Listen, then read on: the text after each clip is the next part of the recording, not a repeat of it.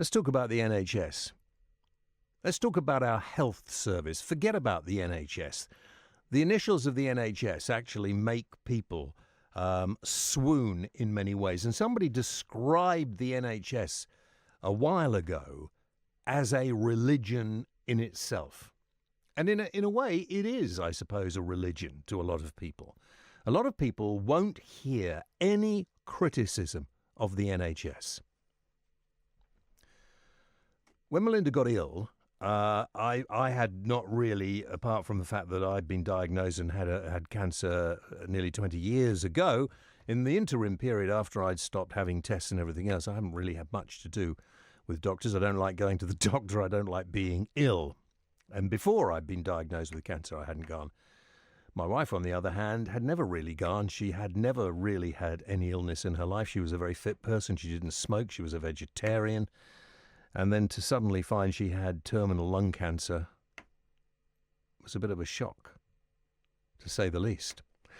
But I think I can talk, and I haven't really been able to talk about it until now, and I'm only prompted to do this by listening to Eamon and Sarah while I was driving in, really, and thinking about it. And up until now, if I start talking about it, I might start choking up, and if I do, then we'll just go to a commercial break. But I just want to say a couple of things about this. The doctors and the nurses and the clinicians we have, I've always said this, do a great job. In the main, they do a great job. They're overstretched. They will tell you that.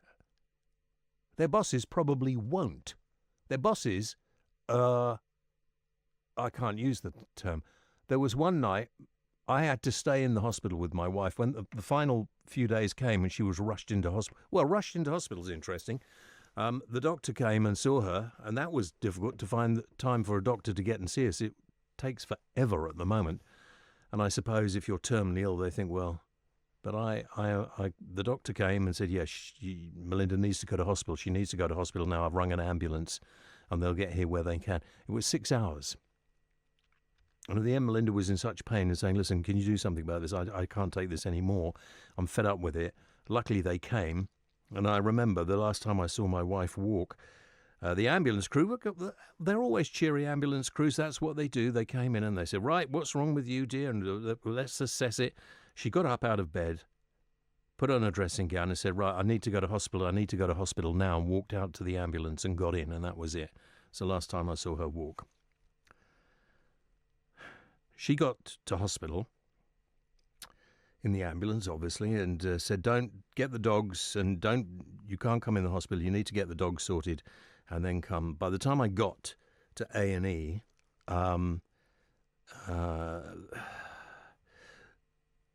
it was a very difficult situation. There were lots of people who honestly should have been in some kind of holding pen because they drunk too much in A&E. I'm trying to get in to see my wife who is there. By the time I actually get through, because obviously they don't want, some of these people are really not the sort of people you want to be around. I got in, my wife had tubes in her nose and in her mouth and everywhere, and she couldn't really speak anymore. And then I was taken into a small room, and the guy said, look, we can't really do anything. I'm sorry, but she may go tonight, she may go tomorrow. And I had been expecting it, but it was the kind of, well, could you take her to a ward where, well, we can't at the moment. No. Why? Well, there's not enough staff. We've got the beds up there, but there is nobody to look after her. I said, okay, well, I'll just stay with her. And eventually, hours later, she was on a ward. And for the next 5 days, I pretty much spent most of the time in the hospital. There were, and it's a brand new NHS hospital, I won't name it. And they were all very good, but they're running around chasing their tails. There were 30 rooms on this ward, 30 private rooms on this ward. They're not private, it's NHS. They're individual because they're very ill people on this place. And at night, there were 3 nurses. 3 nurses. So, my wife was too ill really to press a button or do anything like that, so I had to stay with her. And one night, I couldn't find anyone. They didn't have time and everything, so I asked, who's in charge? Can I see whoever's in charge? Could I speak to the person who actually is in charge of the hospital at the moment? And a little later, this fat bloke, and I'm sorry to say that, but this bloke, most unhealthy looking person I've ever seen, wearing, and I'm sorry, I'm painting a picture for you, but it's aggravated me so much, I'm going to talk about it, who came up in a very slovenly manner, and I said, yeah, who? He said, well, I'm in charge, I'm the administrator overnight, I'm in charge or whatever. I said, well, it's not on, is it? I mean, I can't. He said, oh, well, I mean, we're doing the best we can. Do you think you should get in? And this man just, my wife is dying, and he's giving me a lecture about how wonderful and how proud he is of his hospital, which cannot function because they don't have enough staff. And I found this a lot. And so what I'm saying is this, that we pay a lot of taxes, and Eamon was talking about that, we put a lot of money. It's not all about money. And by the way, can I just say that most of the time my wife was looked after, not only in the hospital but outside, by nurses, male and female, who had come from other parts of the world. And they were the most charming and the best people I've ever met. Some of the English staff were not as caring, I didn't think. Now, this might just be it might just be that they're really overstretched and they're fed up with it, and I don't know. But some of them were not very happy, and they let that show. Those nurses and some of the doctors who came from abroad seemed to be much more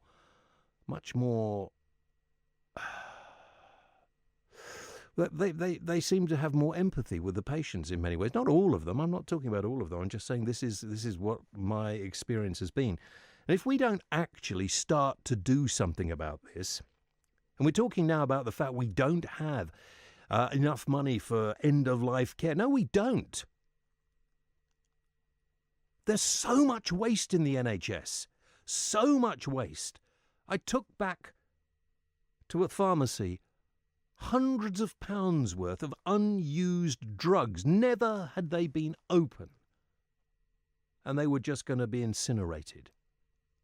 They tried to send a wheelchair for my wife, which she was too ill to use. And I said, look, we don't need a wheelchair. They even brought it to the house. And I said, no, I don't need the wheelchair. Will you take it away? Bloke got really stroppy with me on the door. So, well, you've been allocated this. I said, just take it away. Waste of money, a total, utter waste of money. We're never going to be able to run the health service the way people think it should be run because our population is so much greater now than it was when the health service was first conceived. And there will have to be differences, and we will all have to pay a little bit more. And it may be that we have, if we can afford it, to pay when we go to see a GP. That if you want to go to A&E just because you happen to get drunk or you fell over or you have, as I assume quite a lot of people do, have mental health issues and spend a lot of their time sitting in A&E for some reason, then we have to address that. And it's no good the politicians being too frightened of it. Yeah, we might need to privatise some of it. We might need to say that you are going to have to pay for some of it. And when I say privatise it, not give it to companies who make a cock-up of it, like a lot of these companies have in the prison service and various other public institutions which some politicians tried to privatise and it didn't work. But there's no point in saying we can all have access to a health service free at the point of need when you can't. And if you can't get to see a doctor when you need to see one for a couple of weeks, then something is radically wrong. And I'm fed up with being told, oh, well, you can't criticise it. You've got to criticise it to make it better, to fix it. There are apparently over 500,000 people on the waiting list for planned non-urgent surgery in July, and most since August in 2008. Now, my son happens to be one of my sons, who had to have I'm not going to go into the operation, had to have an operation, and he went in one day and he was in bed and prepped and ready and taken down to theatre, and then they sent him back and said, I'm sorry, we can't do it, we've overrun. And we don't have the right anaesthetist here, and your notes haven't come from somewhere. So he'd been prepped. And how many times does this happen?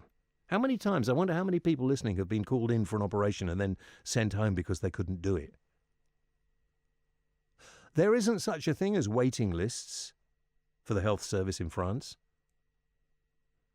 All their hospitals are new, most are new, brand new, state of the art. But then people pay a lot more money towards looking after themselves. We're trying to do it. This is where socialism is so incredibly wrong in my view. We're trying to pretend you don't have to pay for it. Everybody has to pay something. Even if you're on a state pension and you've got quite a good state pension and it's over a certain amount now, you're going to pay tax. And if you get a little job paying you maybe £20 a week or something, you're going to be taxed. So we all pay something. We have to get away from this.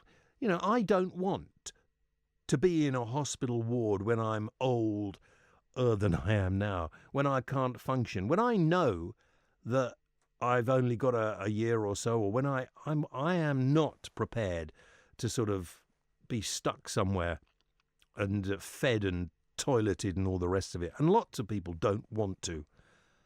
And this ties in with this religious bigotry, really, where if you talk out against religion, you are considered to be some kind of heathen, where until recently there were laws called the laws of blasphemy in this country, where you couldn't take the mick out of religion.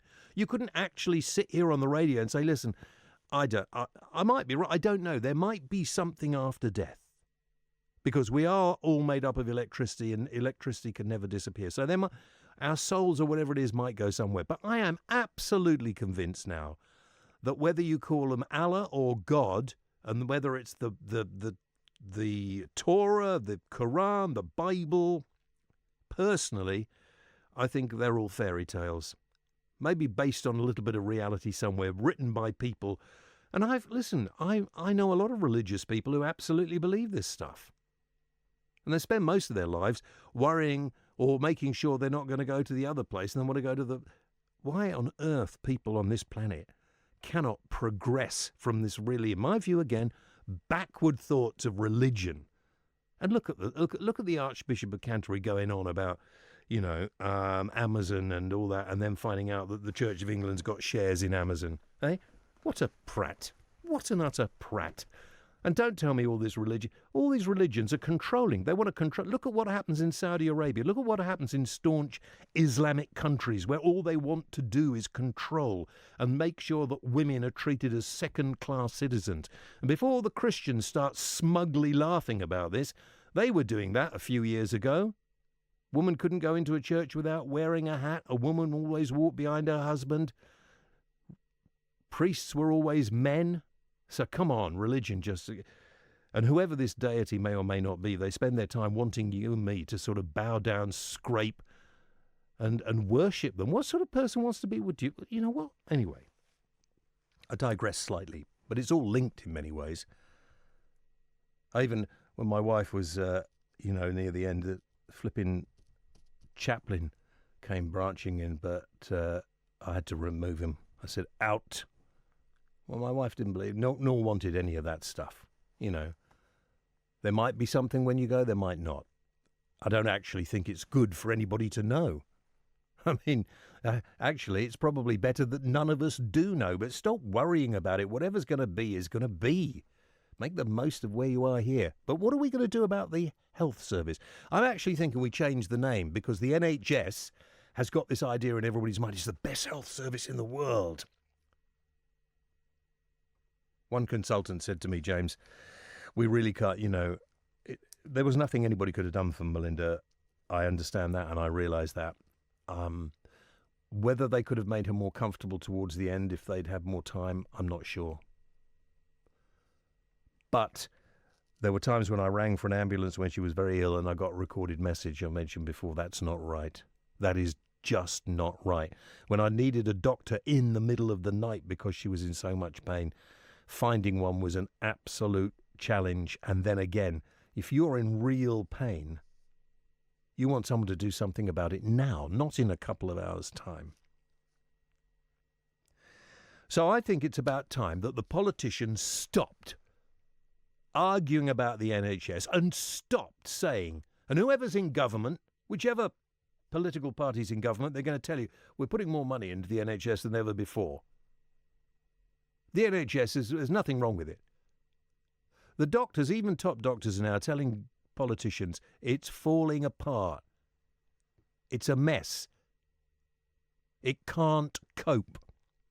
People who can't get to see their GP, of course, are now ending up an A&E, and that's why there are usually so many people there. So with the people who can't go and get a doctor, because you can't get a doctor out of office hours, that was the stupidity, I think, of the Labour government.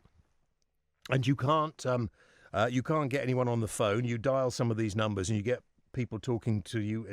Anyway, so you end up going to A&E.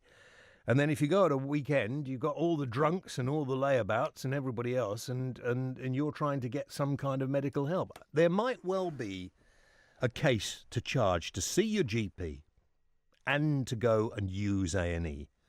And there may be a charge for various other things. And there may be things, I don't know, things that are not life-threatening that go down the list. But listen, I had a hip replacement last year. I know, because I'm so athletic. That's why, I've used up all my joints. And I couldn't work for about 4 weeks before I got the operation. I couldn't come to work because I couldn't stand, I couldn't sit, I couldn't lie. I was taking very strong painkillers. Luckily, I had medical insurance, so I could get it done. Imagine being like that. Imagine being like that for a year because you're on a waiting list to get it done on our health service.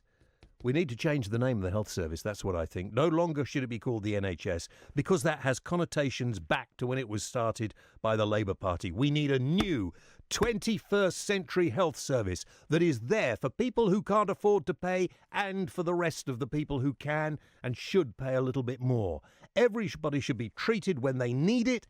The health service we have at the moment isn't fit for purpose. We need a new service, and it has to have a different name.